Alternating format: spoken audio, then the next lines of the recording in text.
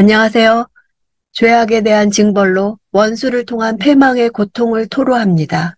오늘 본문은 예레미야가 1장 12절에서 17절입니다. 12절. 지나가는 모든 사람들아 너희가 살펴보라. 내게 가해진 내 고통과 같은 고통이 어디에 있는가? 여호와의 맹렬한 진노의 날에 여호와께서 내게 그 고통을 당하게 하셨다. 불특정 대상을 등장시킴으로써 역설적으로 유다와 예루살렘이 당하고 있는 고통과 환난이 얼마나 아프고 처절한 것인지를 반증합니다. 누구도 겪어보지 못했으며 누구와도 공유하지 못하는 고통과 환난이 지금 예루살렘을 휩쓸고 있는 것입니다. 예루살렘을 의인화시켜 1인칭인 나로 표현하고 있습니다.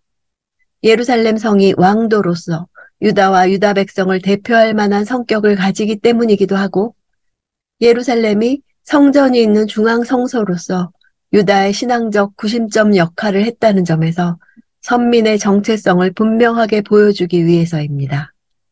단순히 예루살렘 패망의 슬픔만을 표현하는 것이 아닙니다. 슬픔의 분위기 속에서도 하나님과 이스라엘 백성의 관계, 그 관계의 파기가 가져다 준 결과, 현재 상황에 대한 극복을 바라는 간구를 표현하고 있습니다. 하나님과 이스라엘 백성의 관계를 신앙적으로 통찰함으로써 이스라엘의 현재 상황에 대해 보다 분명하고 정확한 이해를 시도하고 있는 것입니다. 13절. 주께서 높은 곳에서 불을 내려 불이 내 뼛속까지 사무치게 하셨다. 그분이 내 발에 그물을 펼쳐 나를 뒤로 물러가게 하셨다. 나를 황폐하게 해 온종일 기운이 없게 하셨다. 불의 이미지를 사용해 유다의 죄악에 대한 하나님의 징벌의 엄정함을 생생하게 묘사합니다. 불은 불신앙과 우상숭배의 죄로 물든 유다를 향한 여호와의 분노를 상징합니다. 불이 뼛속까지 사무치게 하셨다는 것은 인간으로서는 도저히 감당할 수 없는 고통이 내려졌다는 뜻입니다. 어떠한 저항이나 도피도 그 불타는 듯한 고통에서 벗어날 수 없게 한다는 뜻입니다. 둘째는 그물의 이미지로 하나님의 공의로운 심판에서 벗어날 수 없음을 묘사합니다. 여호와께서 내리신 심판의 불로 인해 견딜 수 없는 고통에 빠져 어찌할 줄 모르는 유다가 자신이 처한 절박한 상황으로부터 도망치려 하지만 그들의 퇴로에는 빠져나갈 수 없는 그물이 쳐져 있어서 결코 도망할 수 없는 암담한 상황을 감각적으로 잘 표현합니다. 그러므로 유다는 다시 뒤로 물러나 그들에게 내린 심판의 한복판으로 돌아갈 수밖에 없습니다. 하나님의 심판을 피할 수 없는 것입니다. 피하려고 하면 할수록 올무에 걸린 짐승처럼 더욱 처참한 상황에 빠져들 뿐입니다. 그래서 온종일 기운이 없게 하셨다고 고백합니다. 황폐하게란 유다와 예루살렘의 황폐함을 묘사하는 동시에 쓸쓸하고 처량한 처지에 놓이게 되었음을 나타냅니다. 14절. 내 죄들이 멍에로 묶여지고 그것들이 그분의 손으로 얽매여졌다. 그것들이 내 목에 얹어 놓이니 그분이 나를 힘쓰지 못하게 하셨다. 내가 당해낼 수 없는 사람들의 손에 주께서 나를 넘기셨다. 셋째로 멍에의 비유를 사용해 패망으로 인한 고통을 토로합니다. 죄악으로 인해 내려진 여호와의 심판의 멍에를 뜻합니다. 멍에가 목에 얹어 놓였다는 것은 곧 무겁고 감당할 수 없는 압박감을 나타냅니다. 심판의 고통이 견딜 수 없는 무게감으로 다가옴을 토로하고 있습니다. 15절. 내 가운데 있는 내 모든 용사들을 주께서 거절하셨다. 그분이 나를 대적해서 군대를 소집해 내 젊은이들을 무너뜨리셨다. 주께서 처녀딸 유다의 딸을 포도주 틀을 밟듯 밟으셨다. 바벨론과의 전쟁에서 유다가 저항도 못하고 아주 처참하게 패했음을 표현합니다. 주께서 그분이 라고 하나님의 주권을 나타내어 바벨론의 승리가 그들이 강해서가 아니라 여호와께서 범죄한 유다를 친히 징계하신 까닭이라는 것을 밝힙니다. 군대라고 번역된 단어는 모에드입니다. 절기일을 나타내는 단어입니다. 이스라엘의 절기는 국가적 축제의 때이며 흥겨운 축제의 모임이었습니다. 그러나 유다의 범죄는 이러한 모해들을 완전히 다른 성격의 모해드로 만들어버렸습니다. 하나님의 심판에 의해 이 모해드는 유다의 멸망을 위해 모이는 군대가 되고 그 멸망을 축하하는 축제가 되어버린 것입니다. 포도주 틀이 유다의 비극적 멸망을 나타내는 네 번째 비유로 등장합니다. 술은 축제에서 빠질 수 없는 요소입니다.